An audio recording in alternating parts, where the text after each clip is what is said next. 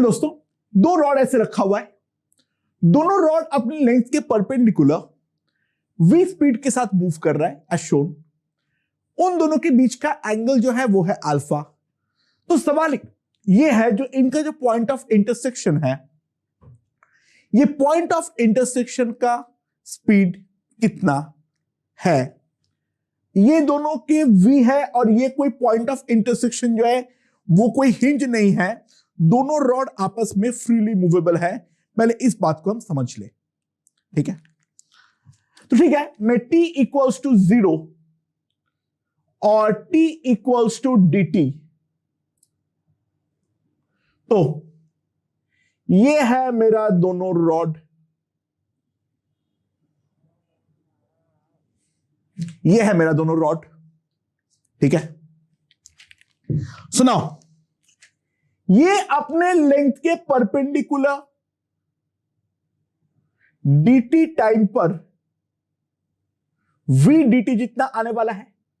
इस बात को समझो, ये जो डिस्टेंस ये ट्रैवल करेगा, ये ट्रैवल करेगा v dt जितना,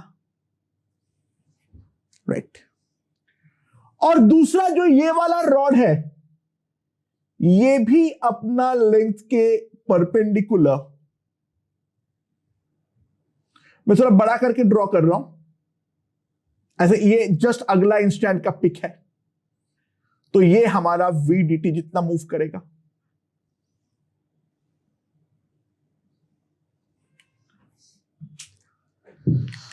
अगर हम ध्यान दें, जो हमारा इनिशियल पॉइंट ऑफ इंटरसेक्शन था वो यहां पर था, और जो फाइनल पॉइंट ऑफ इंटरसेक्शन आया है वो मेरा यहां पर आया है, राइट। और इन दोनों के बीच का जो डिस्टेंस है वो है distance travelled by this particular point of intersection. और इसको अगर मैं dt से डिवाइड करूंगा तो मेरे पास स्पीड जो है वो आ जाएगी आसानी से। अगर मैं एंगल के बारे में बात करूं, ध्यान देना, क्योंकि दोनों का स्पीड इक्वल है तो ये वाला लाइन सिमेट्रिकली डिवाइड करेगा। ये वाला एंगल डेफिनेटली आ जाएगा मेरे पास अल्फा बाई 2, ये वाला लेंथ डेफिनेटली मेरे पास आ जाएगा अल्फा बाई 2। एंड नाउ ध्यान देना, यहां से अगर मैं इसके ऊपर परपेंडिकुलर ड्रॉप करता हूं, वो लेंथ जो है वो है मेरा VDT। अगर मैं ये वाले पॉइंट से, नया पॉइंट ऑफ इंटरसेक्शन से पिछले वाले पे ड्रॉप करता हूं, तो साफ साफ ध्यान दो, ये वाला लेंथ जो है that is equal to VDT। Now this angle is alpha by 2, ये वाला लेंथ को मैं बोल देता हूं dx, ठीक है। तो सिंपल सी बात है, VDT by dx that must be equals to sin alpha by 2, right। तो मेरे पास आ जाएगा dx equals to VDT divided by sin alpha by 2। तो मेरे पास क्या आ जाएगा, dx is equals to v cosec alpha by 2 into dt, and dx by dt is nothing but the velocity of point of intersection। तो velocity of the point of intersection that is equals to dx by dt, and that will be equals to v cosec alpha by 2। तो ये हो जाएगा हमारा point of intersection का velocity. It's a pretty simple question. अगर हम इसका figure draw कर ले, हाँ, अगर हम फिगर नहीं ड्रॉ करेंगे, हम और कोई तरीका अपनाने का ट्राई करेंगे, this question is going to be very very complicated, definitely गलत आंसर आ जाएगा इनफैक्ट, ठीक है। तो इसको सॉल्व करने का एक ही तरीका है, कोई भी एक इंस्टेंट और अगला इंस्टेंट में हम फिगर ड्रॉ करेंगे, और जैसे ही हम फिगर ड्रॉ करेंगे तो हमारे पास क्या आ जाएगा, ये वाला लेंथ आसानी से ज्योमेट्री से आ गई है, ठीक है। And this is pretty simple, ठीक है। तो अगला क्वेश्चन की ओर बढ़ते हैं। Question number 2 is a famous trap question. ये वाला क्वेश्चन हिस्टोरिकली जब भी टेस्ट में मैं पूछा हूं पहली बार, डेफिनेटली बहुत सारे बच्चों ने -1 स्कोर किया है. इसमें कॉमन मिस्टेक जो बच्चा करते हैं, पहले मैं वो कॉमन मिस्टेक के बारे में बात करता हूं, ठीक है, और फिर इसका ट्रू सॉल्यूशन हम देखेंगे. अच्छा, यहां पर 2 वेज है, राइट. ये वाला वेज इस तरफ 3v से जा रहा है और ये वाला वेज जो है वो 2v से जा रहा है. एक स्फेरिकल बॉल है, ये स्फेरिकल बॉल हमारा दोनों के साथ कांटेक्ट में है, तो ये स्फेरिकल बॉल का स्पीड कितना है, ये हमारा सवाल है. ठीक है. सो अक्सर जो सॉल्यूशन बच्चे लोग करते हैं इसमें, ठीक है, अक्सर जो सॉल्यूशन गलत बच्चे लोग देते हैं, पहले उस गलत सॉल्यूशन के बारे में बातचीत करते हैं. वो क्या है? ध्यान दो,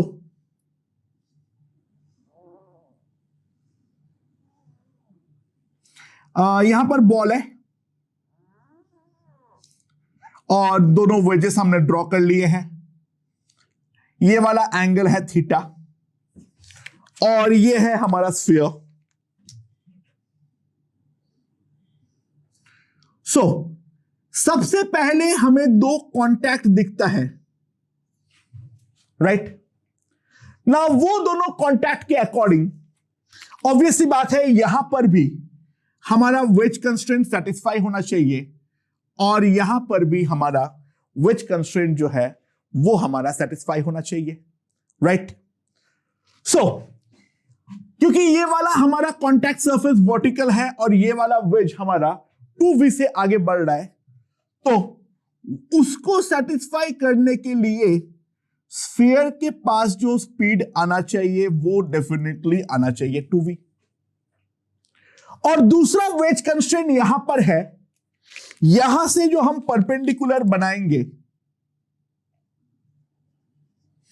ये परपेंडिकुलर डायरेक्शन के अलोंग दोनों का स्पीड जो है वो हमारा इक्वल होना चाहिए. अगर मैं इस वाले वेज के बारे में समझूं तो ये है मेरा 3v, ठीक है. तो 3v को अगर मैं 2 कंपोनेंट पे रिजॉल्व कर लूं, दिस एंगल इज थीटा, ये वाला एंगल थीटा है. सो यहां पर आ जाएगा मेरे पास 3v साइन थीटा, राइट.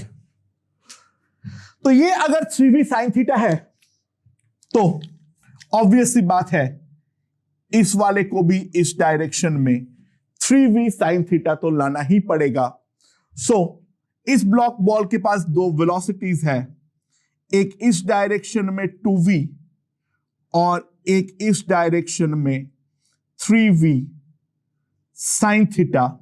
ध्यान देना ये वाला एंगल थीटा है, तो ये वाला एंगल है 180 डिग्री माइनस थीटा. ये वाला एंगल जो है वो है 180 डिग्री माइनस थीटा. थीटा कितना दे रखा है? 37 degree. So sine theta is equal to 3/5. So this is equals to 9v/5. Okay, and ये 9v/5 है. ये वाला एंगल भी मुझे मालूम है, this is 180 degree minus 37 degree. And जो हमारा नेट स्पीड आएगा v net,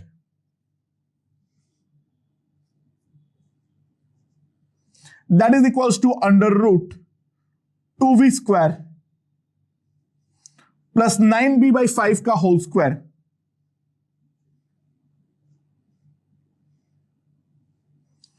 plus 2 into 2v into 9v/5 into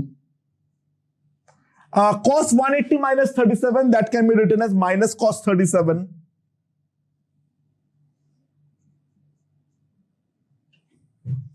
Four by 5. So v net हमारे पास जो आता है that is equals to 4v square plus 81v square by 25 plus 81 V square by 25, और यहां पर अगर देखें दो 4 4 4 16, 16 माइनस 9, 16 इंटू 9 कितना आ जाएगा मेरे पास? 16 इंटू 9 विल बी 144, ठीक है। So it will be 144 V square upon 25, ये मेरे पास आ जाएगा। सो 25 का अगर मैं एलसीएम लेता हूं, it will be 100 plus 81 is equals to 181 minus 144, so कितना आ जाएगा? 181 minus 144, so that will be equals to 37, right? So it will come out to be V by 5 root 37.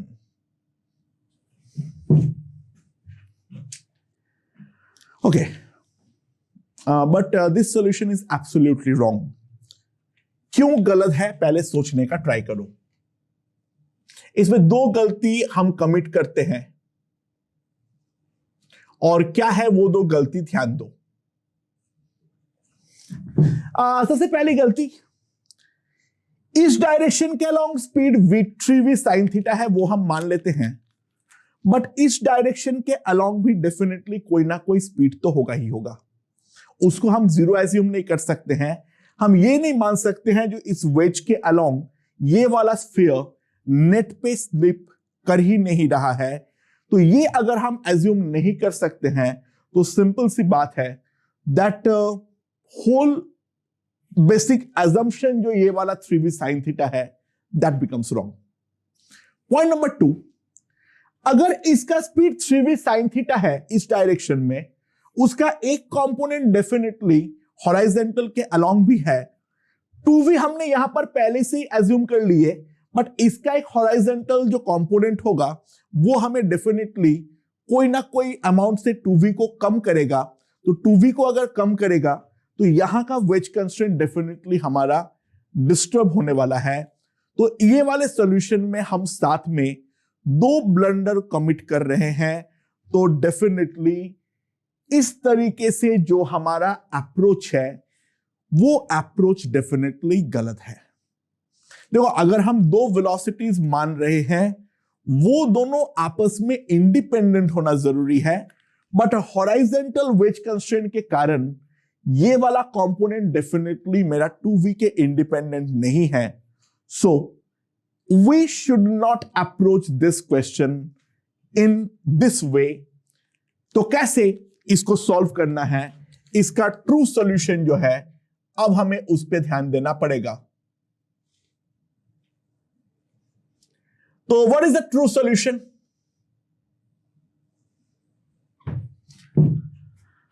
देखो, इंडिपेंडेंटली अगर हमें लेना है तो उसको लेने का केवल और केवल एक ही तरीका है।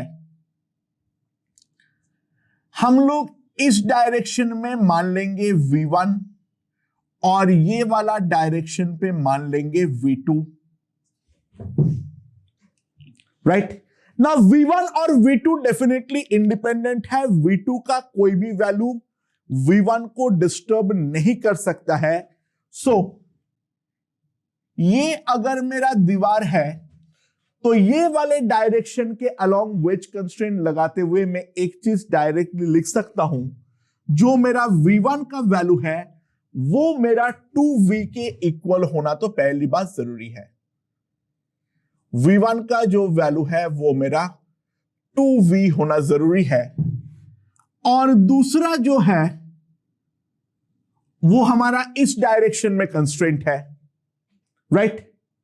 यानी वेज जो है ये हमारा 37 डिग्री है, तो मैं इस वेज के परपेंडिकुलर डायरेक्शन का कंस्ट्रेंट अप्लाई कर रहा हूं। सो कैसे वो अप्लाई होगा? ये हमारा परपेंडिकुलर है, this is the perpendicular direction.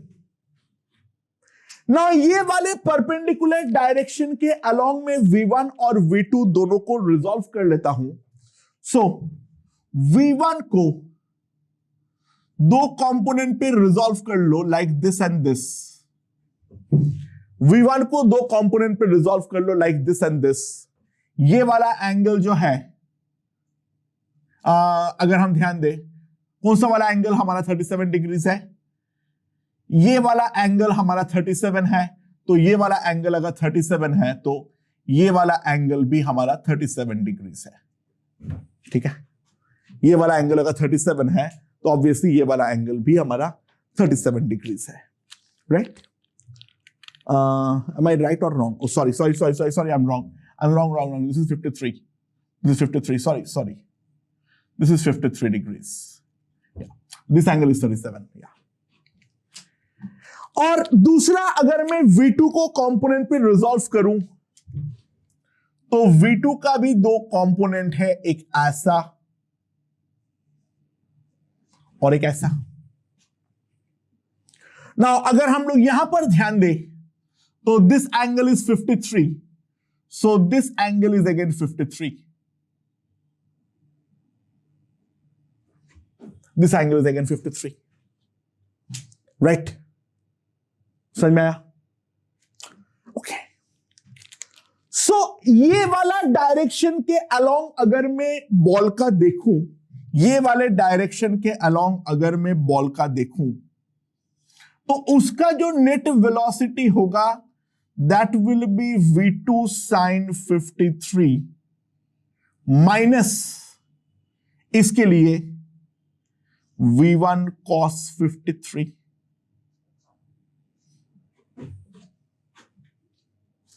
और इसका जो ये वाला कंपोनेंट है वो है हमारा 3v sin theta.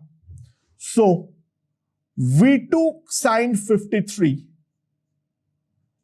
minus v1 cos 53, that must be equals to 3v sin theta. Theta is 37, so 3v into 3/5। ये मेरे पास रिलेशन आ जाएगा।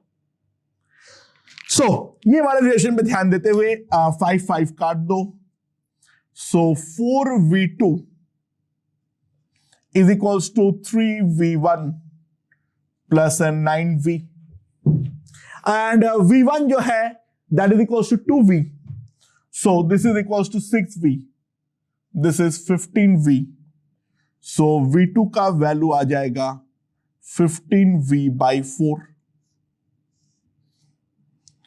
ये हो जाएगा मेरा v2 का वैल्यू। सो v1 का वैल्यू है 2v, v2 का वैल्यू है 15v/4। ठीक है, therefore v net जो आएगा that will be equals to under root v1 square plus v2 square, and that will be equals to 4v square plus 225v square by 16। ये मेरे पास आ जाएगा, right? And now if I compute 16 into 4 is 64, 225 plus 64 is 289, and 289 का root जो है वो है हमारा 17, so this will come out to be 17v/4, and this is the correct solution। तो हम जब भी दो वेरिएबल्स एज्यूम करेंगे वो दोनों आपस में एक दूसरे पे डिपेंडेंट नहीं होना चाहिए। अगर दो पॉइंट पे वेज कंस्ट्रेंट हमें लगाना है तो हम पहले से ही दोनों का अलग अलग वेज कंस्ट्रेंट करते हुए उन दोनों को वेक्टोरियली ऐड किसी भी हालात पर नहीं कर सकते हैं, right? I hope this point is understood. Okay दोस्तों, अब तीसरा क्वेश्चन देखते हैं क्या है। Let's see. यहां पर एक ऐसा ब्लॉक रखा हुआ है और उसके ऊपर से एक धागा पास कर रहा है, और यहां पर 3 ब्लॉक्स है। ये दोनों ब्लॉक जो है वो v1 और v3 से इस तरफ जा रहा है। तो पूछा गया है जो ये वाला ब्लॉक है उसका स्पीड v3 हमारा कितना होने वाला है, राइट? तो ये सवाल हमें पूछा गया है। सो ऑब्वियस सी बात है, सबसे पहले हम जो मार्क करेंगे ऐसे क्वेश्चनों में, जो हमारा जो टेंशन्स है उन सारे टेंशन को हम अलग अलग से मार्क कर ले। वो जो सारे के सारे टेंशन्स है, इन टेंशन्स को हम अलग अलग से मार्क कर ले, राइट? तो यहां पर अगर हम ध्यान दें इस वाले ब्लॉक के बारे में अगर बात करें, सो यहां पर एक धागे का टेंशन लगेगा T, यहां पर एक धागे का टेंशन लगेगा T, यहां पर एक धागे का टेंशन लगेगा T, और यहां पर एक धागे का टेंशन लगेगा T, राइट। एंड ये वाला टेंशन जो है वो यहां पर थीटा एंगल बनाएगा हॉरिजॉन्टल के साथ, और यहां पर जो टेंशन है वो हॉरिजॉन्टल के साथ फाई एंगल बनाएगा। और ये वाला ब्लॉक इस तरफ v2 स्पीड से आगे बढ़ रहा है। तो मुझे इसका पावर अगर लिखना हो तो ऑब्वियसली बात है, यहां पर t को हम दो कंपोनेंट पर रिजॉल्व कर लेंगे, और यहां पर भी जो t है इसको दो कंपोनेंट पर रिजॉल्व कर लेंगे। जो परपेंडिकुलर वाला कंपोनेंट है वो किसी काम का नहीं है, तो इसका जो पावर डिलीवर होगा P1, अगर हम ध्यान दें ये t और v2 सेम डायरेक्शन में, ये t और v2 ऑपोजिट डायरेक्शन में, ये t cos थीटा और v2 उल्टा, minus t cos theta into v2, और इस तरफ t cos फाई और v2 सेम डायरेक्शन में। तो ये है इस स्ट्रिंग का इस वाले ब्लॉक पे पावर, ये वाले ब्लॉक पे जो पावर होगा वो हमारा इतना होने वाला है। सो कितना आ जाएगा ये वाला, that is equals to tv2 into cos phi minus cos theta. ये हमारा बीच वाले ब्लॉक पे पावर डिलीवर्ड है। जो लेफ्ट वाले ब्लॉक को अगर मैं एनालाइज करूं तो लेफ्ट वाले ब्लॉक पे तो हमारे पास केवल एक ही स्ट्रिंग लगा हुआ है, और वो वाले स्ट्रिंग का जो टेंशन है वो है हमारा T, और ये जो एंगल है that angle is equals to theta. यहां पर टेंशन है T और यहां पर एंगल जो है वो है थीटा। अब T को यहां पर हम दो कंपोनेंट पे रिजॉल्व कर ले तो ये वाला कंपोनेंट जो है वो है t cos थीटा, और इसके ऊपर जो इसका जो स्पीड है that is equals to v1, इसका जो स्पीड है that is equals to v1। So इसका जो पावर होगा p2 that is minus t cos theta into v1। और अगर मैं थर्ड वाला ब्लॉक को अब एनालाइज करूं, सो थर्ड वाले ब्लॉक पे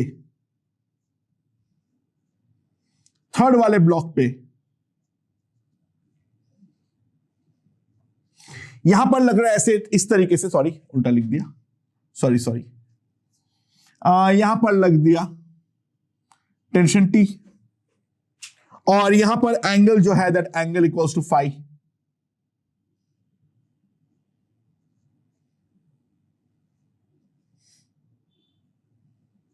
यहां पर दो कंपोनेंट है लाइक दिस, एंड यहां पर जो स्पीड है that speed is equals to v3। So इसका जो पावर होगा, नाउ अगेन टेंशन और v3 हमारा ऑपोजिट डायरेक्शन पे है, तो इसका जो पावर होगा minus t cos phi into v3।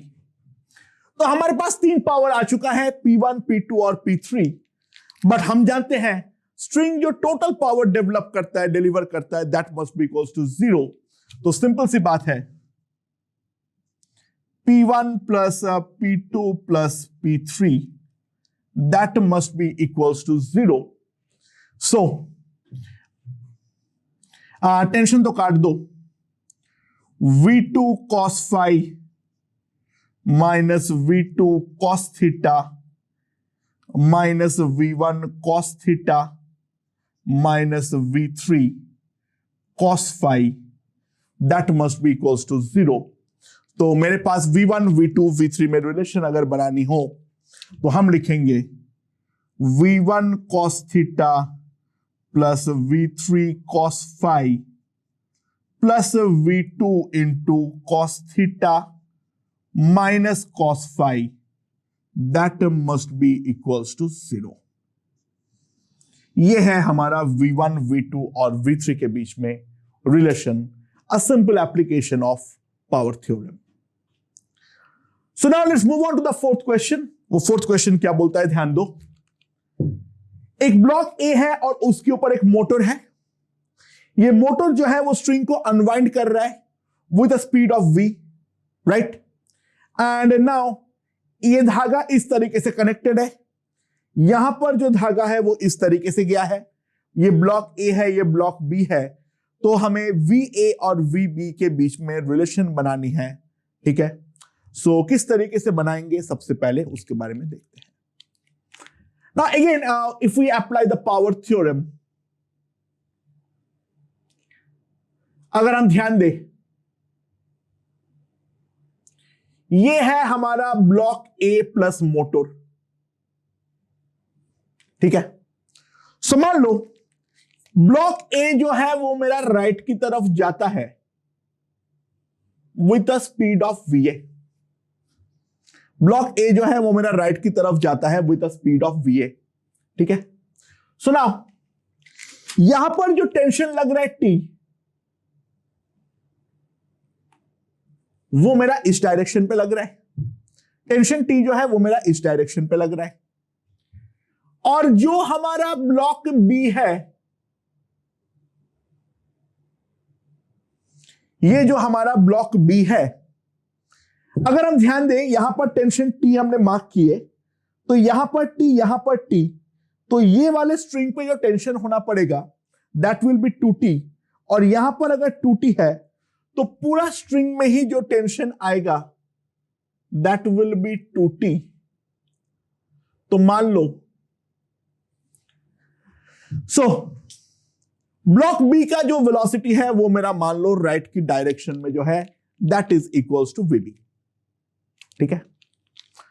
अच्छा, तो यहां पर टेंशन T है, इस तरफ जो वेलोसिटी है वो है VA। तो यहां का जो पावर है that is equals to T into VA। और यहां पे टेंशन 2T है और स्पीड है 2B, VB। तो पावर P2 जो होगा वो है 2T इंटू VB।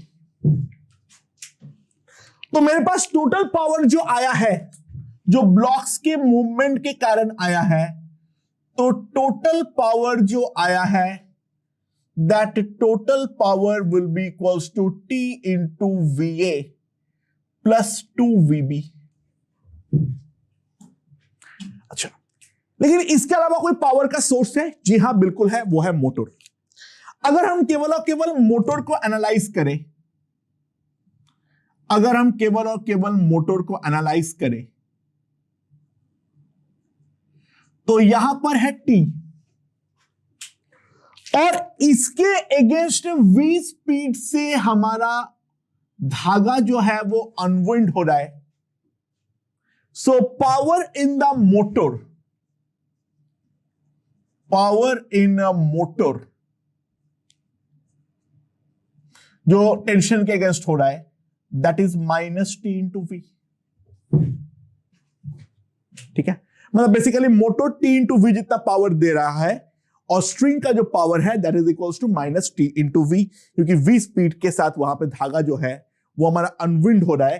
तो इसका सिंपल मतलब ये है, जो विंड हो रहा है, तो इस सिंपल मतलब है स्पीड जो हमारा धागा है वो हमें लेफ्ट की तरफ खींचना पड़ेगा। जो अगर मैं टोटल पावर के बारे में बात करूं तो सिंपल सी बात है, T into VA plus 2VB minus T into V, that must be equals to 0. TT is cancelled, so we get VA plus 2VB, that must be equals to V. तो ये एक आसान सा क्वेश्चन है, I hope ये समझ में आया होगा, ठीक है। तो हमने और कुछ क्वेश्चंस देखते हैं अब इसके बाद, ठीक है। एंड इसमें वेरिएशंस बहुत ज्यादा नहीं होती है, ओके। जो जो वेरिएशंस हो सकते हैं वो सारे हम डिस्कस कर लेते हैं एक करके, राइट।